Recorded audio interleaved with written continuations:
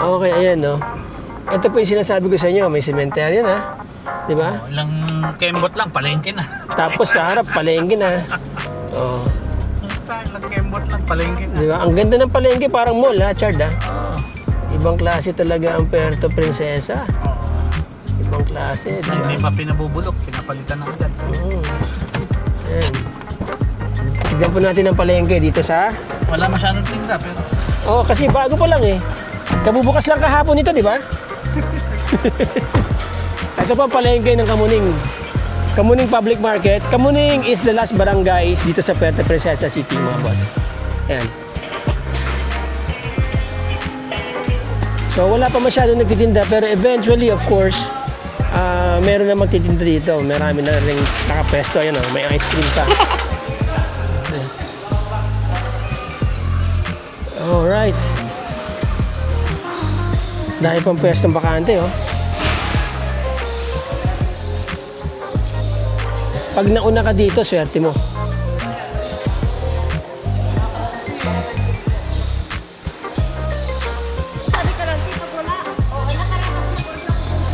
Ano po ito? Ano to? Ano po ito? Nganga? Pampapoy. Gusto ko yung kay Richard. Chard! Pagbayad sa gulay. Ilan? 2,000. Hindi. Akin na, 1,000 pero bigay ko sa iyo sukli. Ang presyo ng karne nyo ate, tatanong lang po. 300 po. Oh, mura pa rin ha. Ito po sa buto-buto, 250? 250. Oo. Ang ganda ni ate oh. Ano to, katay na dito? Katay na dito. Okay. Yan. Alright. Salamat. Ang manok, magkano manok? 225 lang. Okay ah. Magkano inabot? 300. Aba, mura lang. Mura bilihin dito. Oo, mura bilihin. Ganda, no? Ng palengke nila, parang mall, mga boss. Okay, mga boss, ito yung property for sale, ano? Mag-focus tayo sa lupa, sa location ng property. Immaterial na po yung bahay. Kasi, kung may makakabili man nito, no, most probably, ay didemolish niya yung bahay at gagawin itong very ideal ito as commercial area. Okay, magandang araw sa inyo mga boss, mga sir. Property presentation tayo. Dito po ito sa Puerto Princesa City. Boundary po ito ng Puerto Princesa City at ng Aborlan. Okay? Itong area na po na ito, malakas ang potential nito para maging malaking komunidad pagdating ng araw. Kasi may katabing hardware. Ito po, sementeryo. And then doon yung bagong public market po, ng Puerto Princesa City para dito sa area na to. Kasi ang laki po ng Puerto Princesa City. So dito, naglagay sila dito ng public market. Bagong gawa po yan, maganda. And then, ang maganda po sa property, nasa tapat na siya ng National Road or ng Puerto Princesa Road going to north, south. Ito po yung kalsada papuntang Balabac, papuntang Aborlan, Nara, Brooks Point, yan, papuntang Quezon, alright? Ito yung property, 20 meters frontage, ano po, 550 square meter ang area ng property, alright? Saan ang barangay hall? Ito na barangay hall. May daan din dyan pala. Oo, ito dinadaanan ng mga tao. Kaya saan yung Okay. mga tao dumadaan dito? May commercial value. Oo. Hanggang saan po yung property? So itong bakod na to, Sana, ito, pag Ang- nabili, oo. ito, ilalagyan natin ng daan. 4 meters. True and true, oo. Para pasok ang sasakyan. Para pasok Oo. Advantage din yun sa may-ari ng property Oo, kasi meron siyang magiging corner lot siya.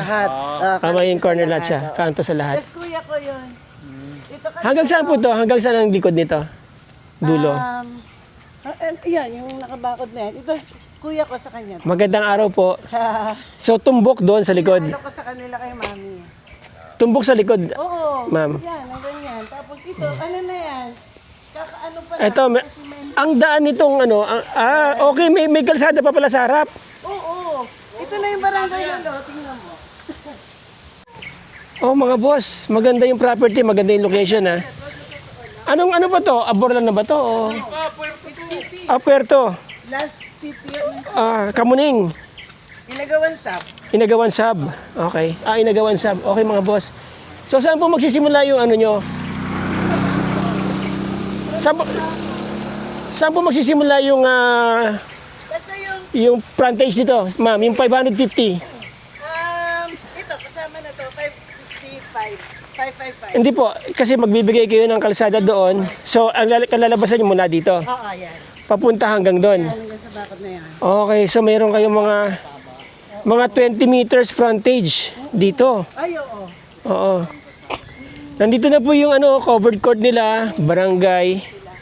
Alright, so may activity dito. So, technically mga boss, ang property magiging corner to corner lot. Alright, maganda. National Highway yung harap. Barangay road tong nasa likod, two-way lane. Yan. 550 square meters mga boss, meron ng bahay. Maganda ang location ng property. Maganda ang presyo, 2.5 million, titulado po yan. Kapag nabili po ito, ang magiging usapan lang, mag-aalat ng 4 meters dito na kalsada, papasok doon sa bahay ng kuya niya. Kaya technically and eventually, magiging corner to corner lot itong property ninyo, which is very advantageous sa kanyang location, mga boss, mga sir. Marami siyang access point. May commercial value kasi katabi na nga niya hardware and then chapel, tapos sementeryo. Siyempre pagbias ng patay, pwede kayo magnegosyo dito, no? Very ideal to gawing isang mini gasoline station, convenience store, whatever, kasi ito pong kalsada na to, ito na yung boundary ng next town, no? Tapos nakita nyo naman meron ng community rito at meron na pong katabi nyo po yung barangay hall, covered court, and then dito sa bandang unahan, makikita nyo dyan may mga gulong, nandyan po yung parang substation ng ating mobile police force. Okay, so basically safe din ang area, no? Secured, may sense of security. Okay, so yung mga interesado dyan, mga boss, mga sir, maganda ang location ng property, maganda ang presyo, 550 square meters, titled, may bahay, immaterial na po yung bahay kasi kaya hindi na natin pinasok, kasi although marami pong gawa sa ipil yung bahay na yan, yung makaka-acquire nito malamang in the meantime, i-hold muna to tapos i-demolish yan kung ano man ang development na gagawin nila dito. Kasi nga, sabi ko, meron pong commercial value itong property. 550 square meters, titled, selling for 2.5 million pesos only, mga boss, mga sir.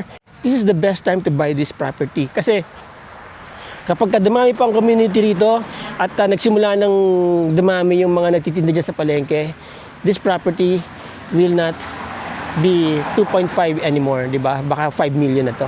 Okay, mga boss, mga sir, yung mga interesado po dyan, nandyan ang aking contact details, nandyan din sa description ng video na to, plus yung iba pang detalye sa property na to, mga boss, mga sir.